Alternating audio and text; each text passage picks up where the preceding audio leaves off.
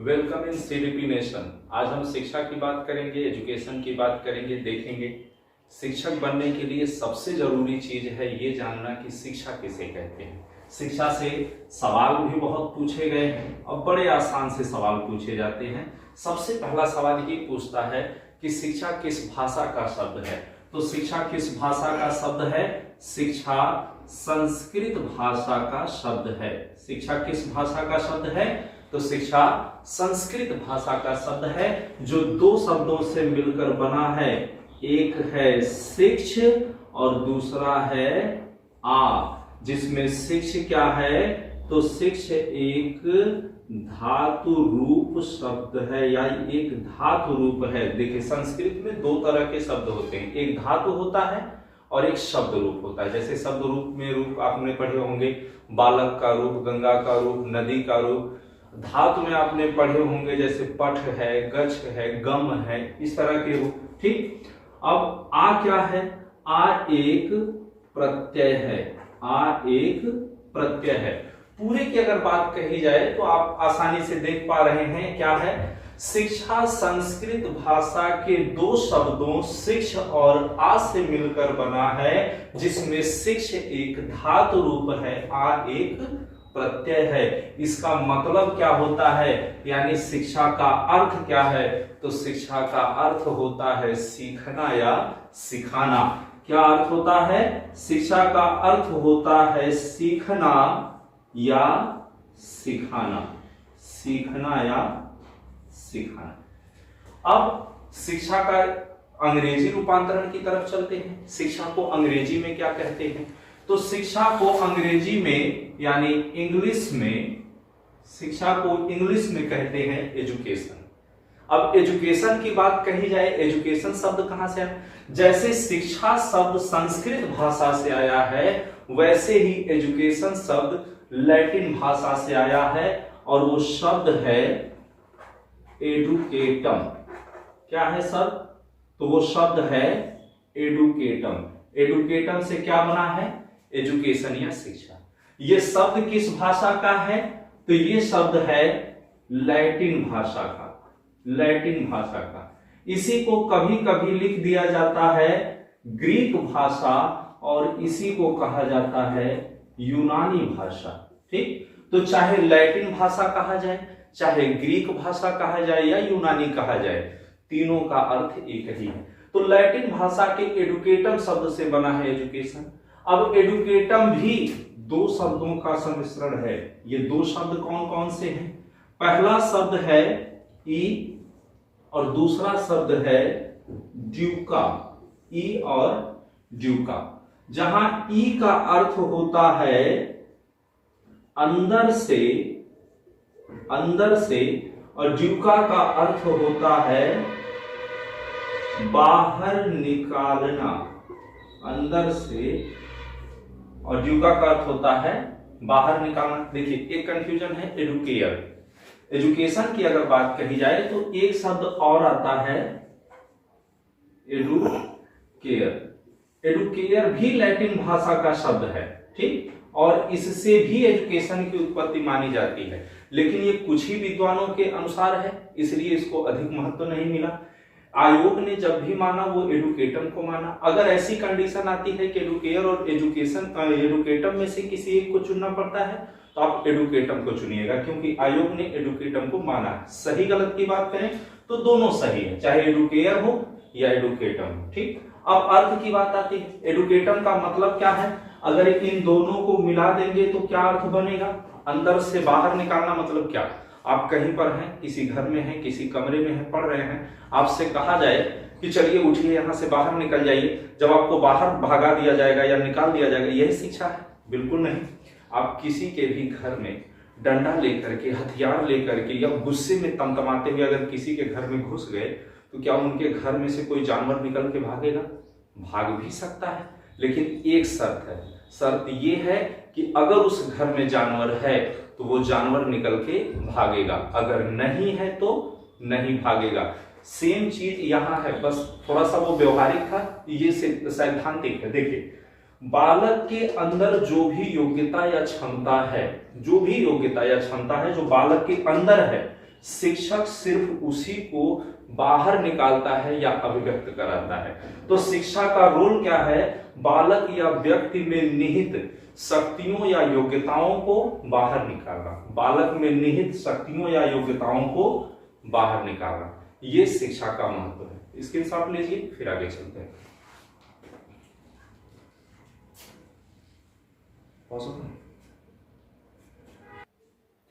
चलिए अब देख लेते हैं शिक्षा को किसने क्या क्या कहा है। सबसे पहले बात करते हैं स्वामी विवेकानंद जी की। स्वामी विवेकानंद जी ने क्या कहा? अभी हमने कहा ई का मतलब होता है अंदर से, ड्यूका का मतलब होता है बाहर निकालना। इसी चीज को स्पष्ट करते हुए स्वामी जी ने क्या कहा? स्वामी जी ने कहा मानव में अंतर्निहित, मतलब जो उसके अंदर है, मानव में अंतर्निहित शक्तियों की अभिव्यक्ति ही क्या है? शिक्षा है। मानव में अंतर्निहित शक्तियों की अभिव्यक्ति ही शिक्षा है। अभिव्यक्ति का मतलब बताना, ठीक, बताना, दर्शाना। तो मानव में अंतर्निहित शक्तियों की अभिव्यक्ति ही शिक्षा है। महात्मा गांधी जी ने क्या कहा? ये टॉपिक आपके लिए इंपॉर्टेंट बनेगी। क्या कहा इन्होंने?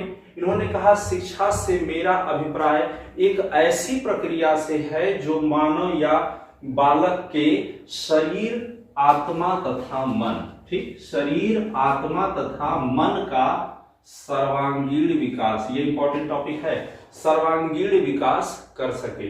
अच्छा, गांधी जी से जुड़ी हुई एक टॉपिक आप लोगों के लिए इंपॉर्टेंट बनेगी, उसे देख लीजिए। जैसे गांधी जी से जुड़ी हुई टॉपिक में जो इंपॉर्टेंट है उसकी अगर हम बात करें तो कुछ टॉपिक हैं जिनकी बात अगर कह दी जाए तो सीधे संबंध गांधी जी से।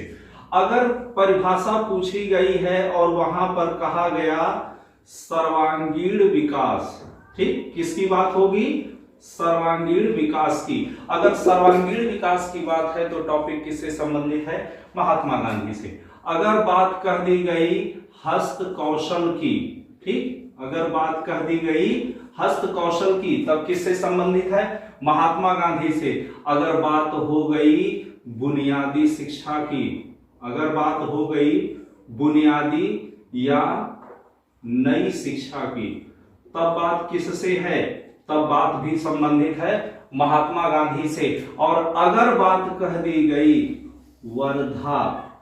वर्धा शिक्षा समिति से या वर्धा शिक्षा योजना से, तब भी बात किससे संबंधित पूछी जा रही है?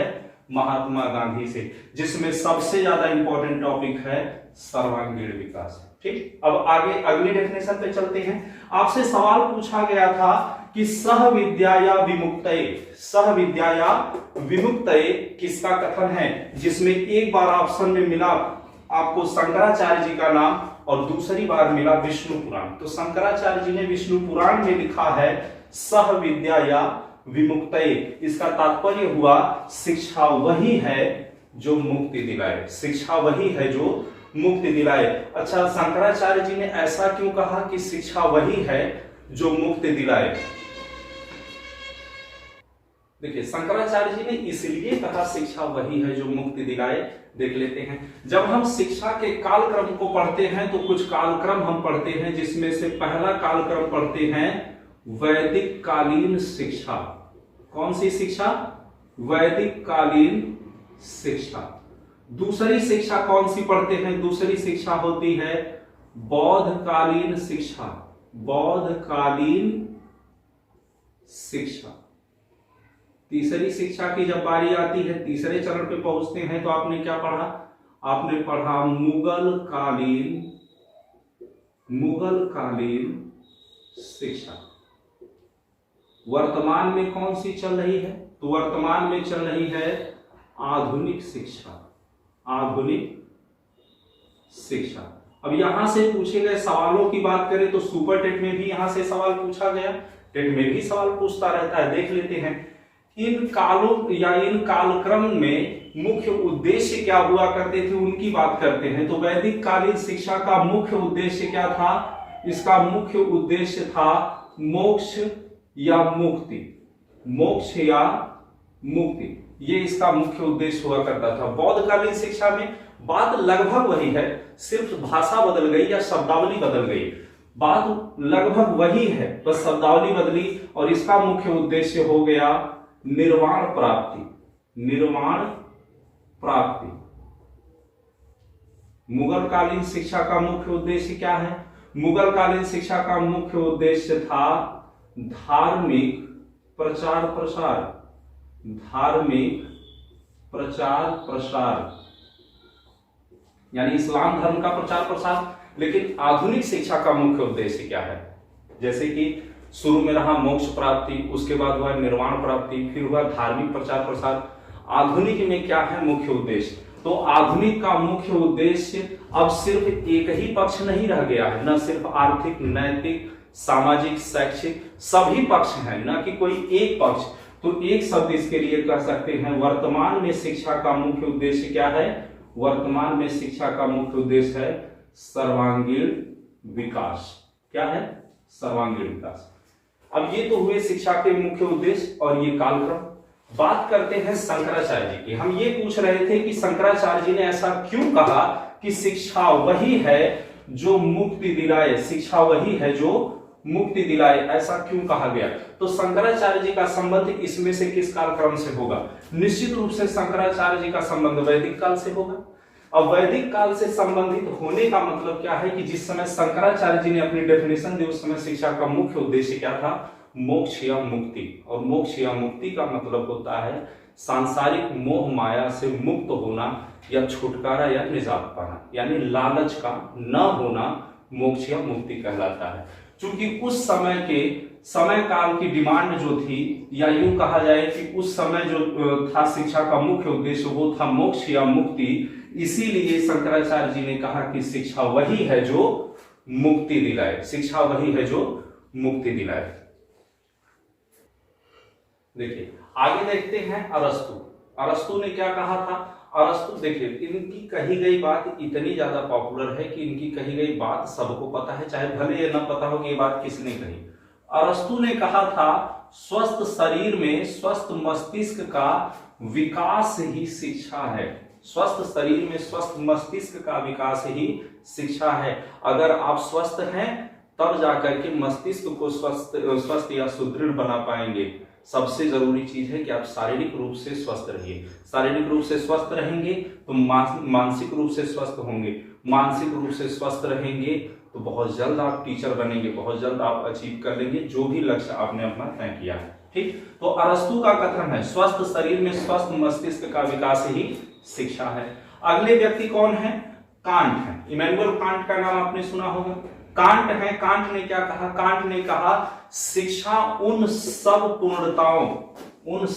पूर्णताओं या योग्यताओं की अभिव्यक्ति है जिनकी व्यक्ति में क्षमता है, या व्यक्ति में जिसकी भी क्षमता है। सीधी सी चीज, पूर्णताओं की अभिव्यक्ति है। और वो पूर्णताएं कहाँ हैं? वो सारी पूर्णताएं व्यक्ति में हैं। ठीक, तो जो भी चीज सीधी, जो भी एजुकेशन की जब बात कही गई, शाब्दिक अर्थों से आपने देखा, ई और ड्यूका से देखा, सीधी सी चीज है कि शिक्षक व्यक्ति या बच्चे में निहित योग्यताओं को बाहर निकालने का काम करता है, न कि बाहर से कुछ उसमें भरने की कोशिश करता है। देखिए शिक्षा के अर्थ की बात करें तो शिक्षा का दो अर्थ होता है, एक संकुचित या संकीर्ण अर्थ होता है, एक व्यापक या विस्तृत अर्थ होता है। इसको लघु भी कहा जा सकता है, इसे दीर्घ भी कहा जा सकता है। ठीक, संकुचित अर्थ का मतलब क्या है? अच्छा, शिक्षा क्या होती है ये तो आपने सीखा, लेकिन शिक्षा कब से कब तक चलती है? तो जब से व्यक्ति पैदा होता है तब से शिक्षा शुरू होकर जीवन पर्यंत चलती रहती है, लेकिन दो रूप में चलेगी। एक रूप होगा उसका विद्यालयी स्वरूप। ठीक, एक स्वरूप होगा विद्यालयी शिक्षा का, या इसी को कहा जाता है स्कूली शिक्षा। ठीक, स्कूली शिक्षा, या इसी को कह दिया जाता है पुस्तकीय शिक्षा। ठीक, कौन सी शिक्षा? पुस्तकीय शिक्षा। तो एक होता है जिसको आप छोटे में कह सकते हैं, या संकुचित अर्थ या संकीर्ण अर्थ कह सकते हैं, वो है विद्यालयी, स्कूली या पुस्तकीय शिक्षा। क्यों?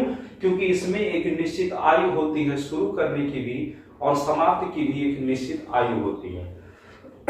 तो ये हो गया स्कूली शिक्षा। व्यापक शिक्षा क्या है? व्यापक शिक्षा व्यक्ति के जन्म से शुरू होकर के उसके मृत्यु तक या जीवन पर्यंत आजीवन निरंतर चलती रहती, ये होती है व्यापक शिक्षा। तो ये विद्यालयी शिक्षा है और ये कौन सी शिक्षा है, ये व्यवहारिक शिक्षा है, ये व्यवहारिक शिक्षा है। ये पुस्तकी या विद्यालय में नहीं मिलती है, ये समाज से मिलती है, इसलिए इसको सामाजिक शिक्षा के नाम से भी संबोधित कर दिया जाता है। ठीक, सामाजिक शिक्षा के नाम से भी संबोधित कर दिया जाता है। संकीर्ण की बात करें तो संकीर्ण की समय सीमा क्या है, तो इसकी समय सीमा, अगर समय सीमा की बात कही जाए तो इसकी समय सीमा निश्चित होती है, इसकी समय सीमा निश्चित होती है। लेकिन व्यापक की बात कहें तो व्यापक आजीवन चलता रहता है, व्यापक आजीवन चलने वाली शिक्षा की प्रक्रिया है जो आजीवन निरंतर चलती रहती है। ठीक, अब बात करेंगे शिक्षा के स्तंभ की। देखिए, अब बात करेंगे शिक्षा के स्तंभ या आयाम या ध्रुव की। आपसे क्वेश्चन पूछ लिया जाता है कि शिक्षा के कितने आयाम या कितने ध्रुव हैं, तो शिक्षा के 3 आयाम या 3 ध्रुव हैं। कितने हैं? 3 हैं। ये 3 कौन कौन से हैं?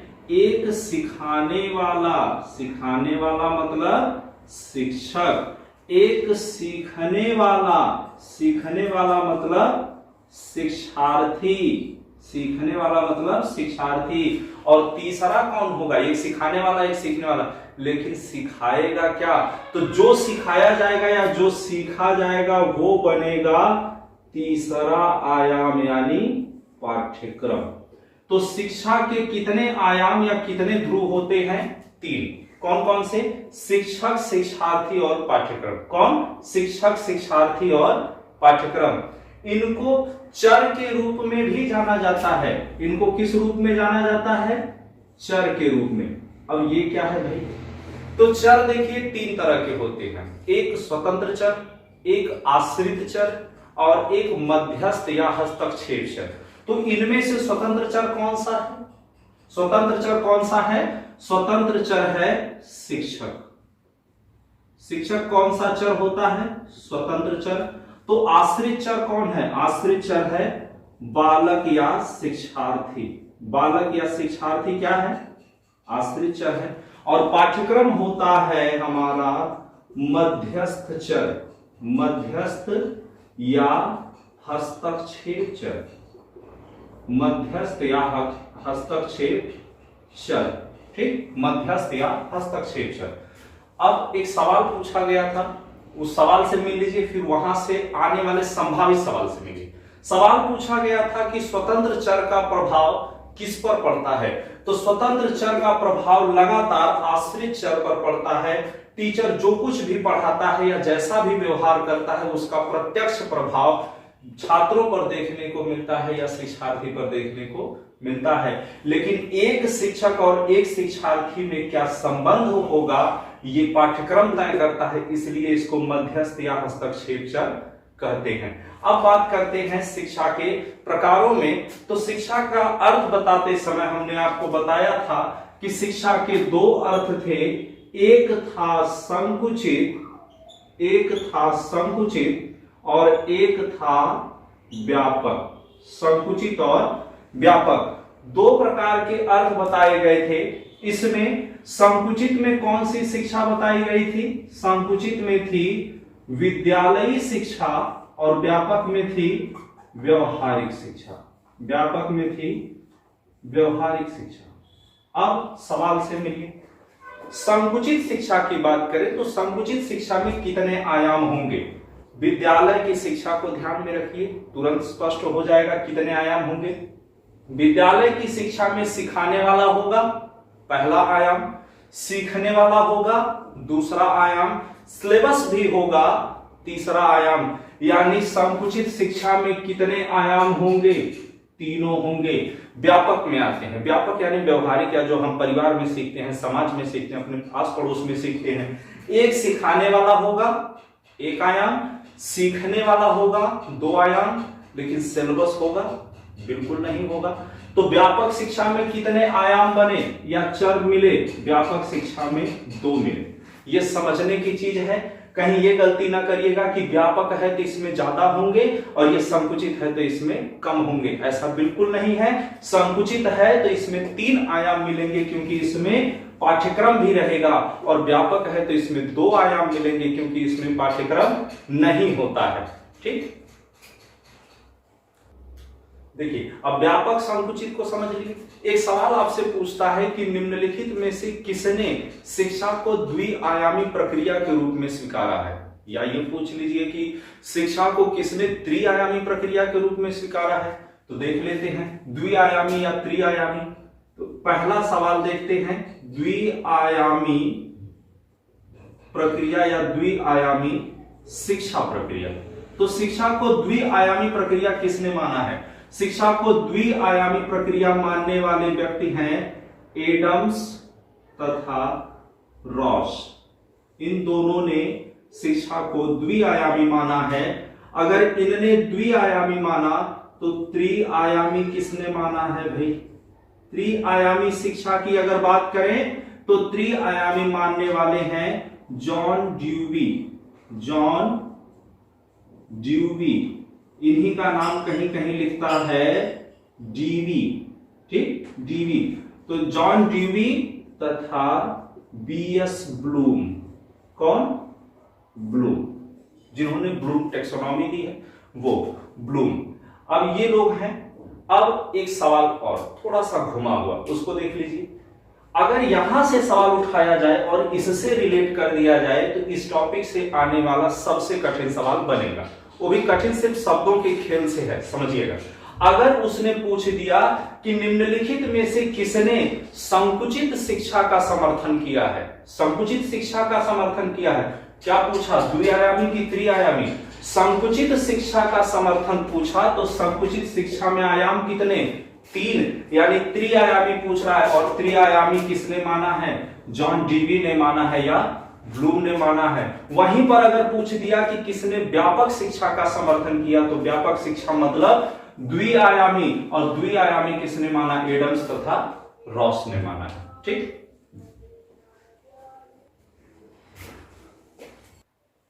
चलिए अब देख लेते हैं शिक्षा के प्रकार। ठीक, शिक्षा कितने प्रकार की होती है? तो शिक्षा के प्रकार की बात करें तो शिक्षा 3 प्रकार की होती है। एक अनौपचारिक शिक्षा, एक औपचारिक शिक्षा और एक निरौपचारिक शिक्षा। ये 3 प्रकार की शिक्षा होती है। कौन कौन सी? एक अनौपचारिक शिक्षा, एक औपचारिक शिक्षा और एक निरौपचारिक शिक्षा। अब देख लेते हैं अनौपचारिक शिक्षा क्या है।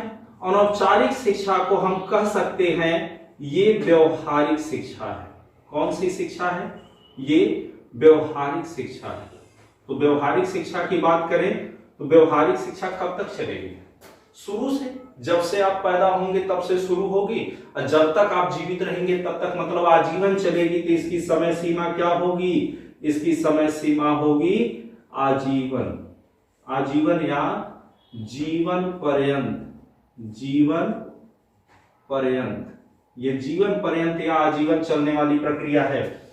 साथ ही जब ये आजीवन चलेगी तो इसमें और भी कई चीजें होंगी। क्या इसमें एक निश्चित स्थान होगा?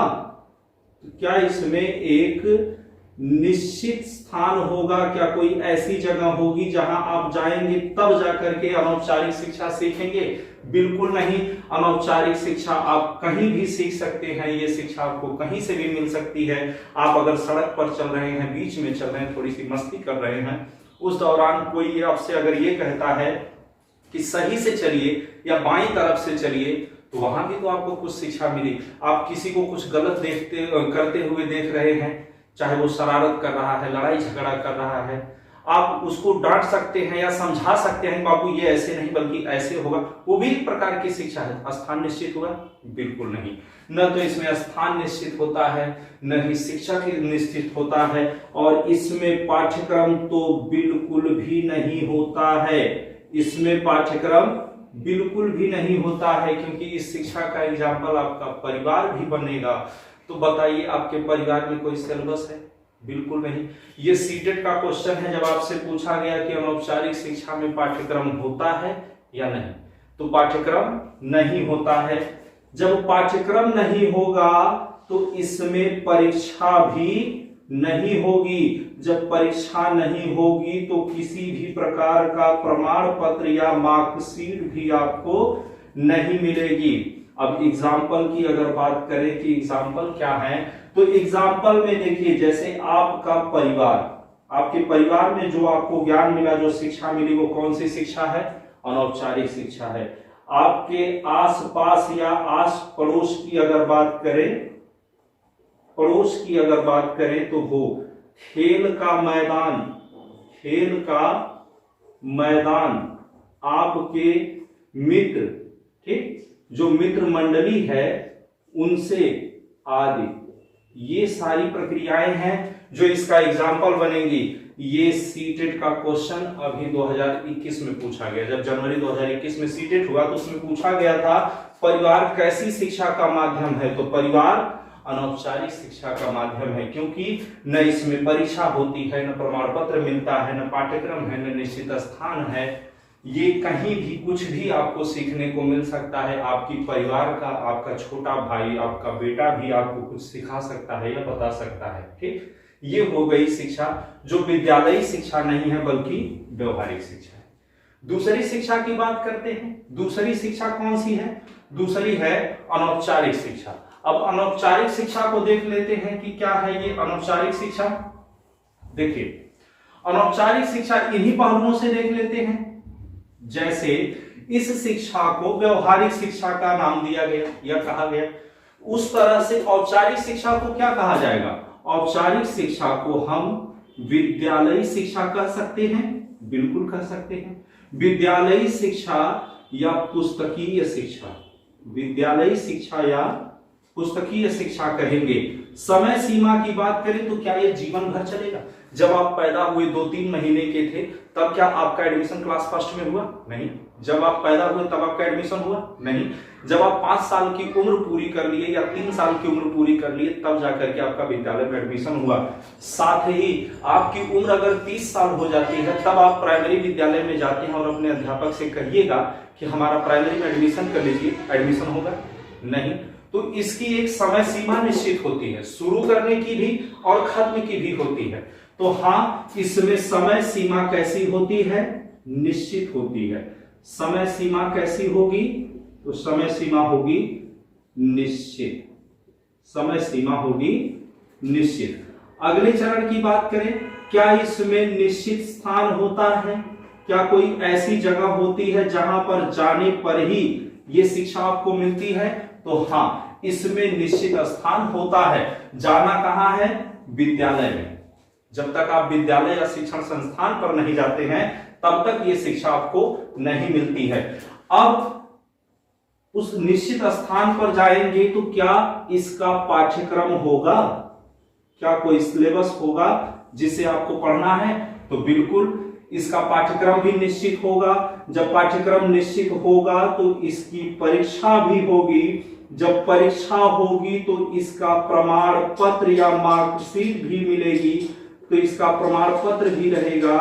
अब इसके उदाहरण की अगर बात करें तो उदाहरण में जैसे विद्यालयी शिक्षा कहा गया तो इसमें आएगा विद्यालय, ठीक, विद्यालय या विश्वविद्यालय, विद्यालय या विश्वविद्यालय या शिक्षण संस्थान, शिक्षण संस्थान। अब बच्चों का एक कंफ्यूजन होता है, वो बता दें। कंफ्यूजन ये होता है कि सर कोचिंग किस में आएगी? कोचिंग निरौपचारिक में आएगी, औपचारिक में आएगी या अनौपचारिक? कोचिंग भी औपचारिक में आएगी। कैसे? शिक्षण संस्थान भी तो है वो। अब शिक्षण संस्थान इसलिए आएगा क्योंकि उसका भी स्थान निश्चित है। आप कोचिंग पढ़ने के लिए निश्चित स्थान पर जाते हैं, ऐसा नहीं है कि आप कहीं भी पढ़ लिए। निश्चित स्थान है, निश्चित सिलेबस होता है कि आप जो तैयारी कर रहे हैं उसी को पढ़ेंगे, कुछ भी नहीं।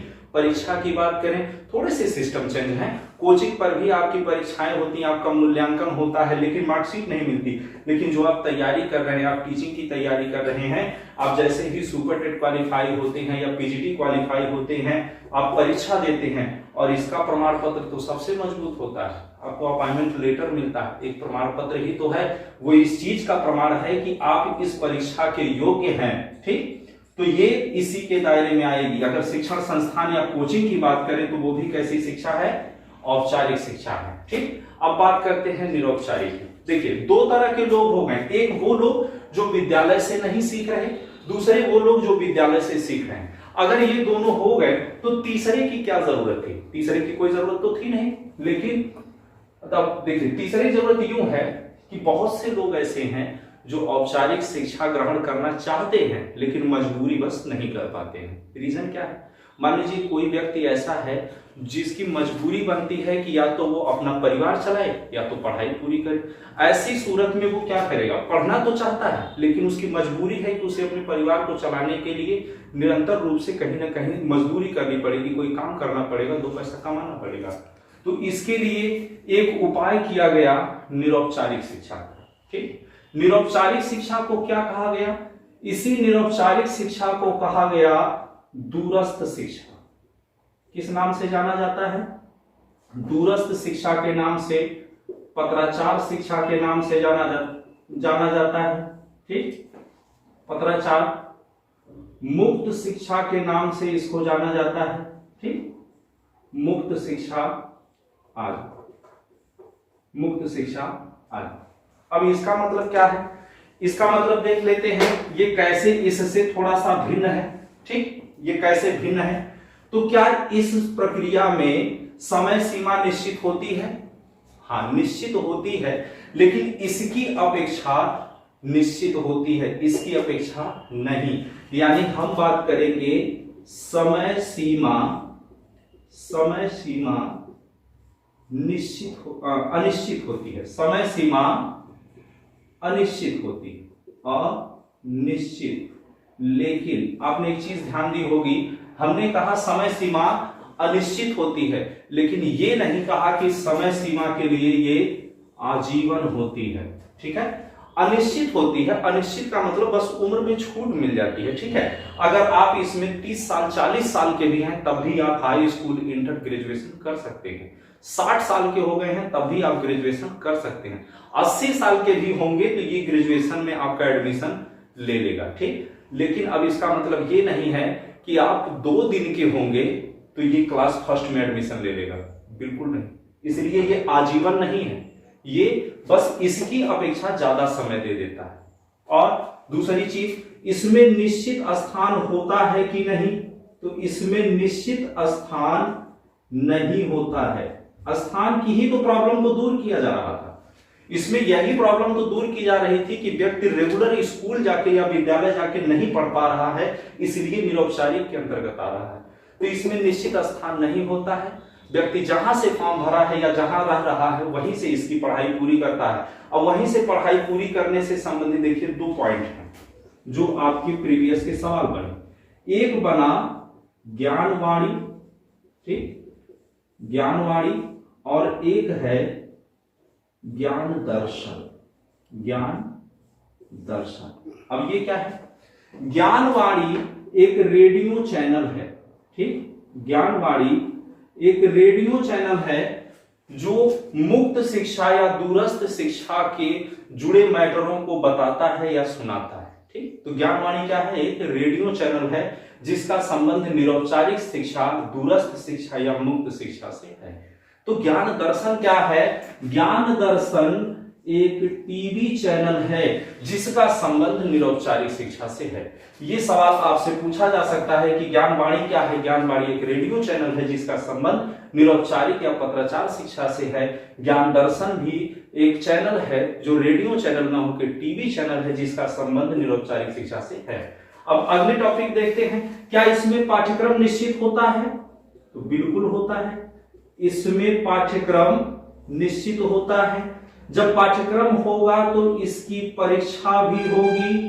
ठीक, जब परीक्षा होगी तो इसका प्रमाण पत्र भी मिलेगा, इसका प्रमाण पत्र भी मिलेगा।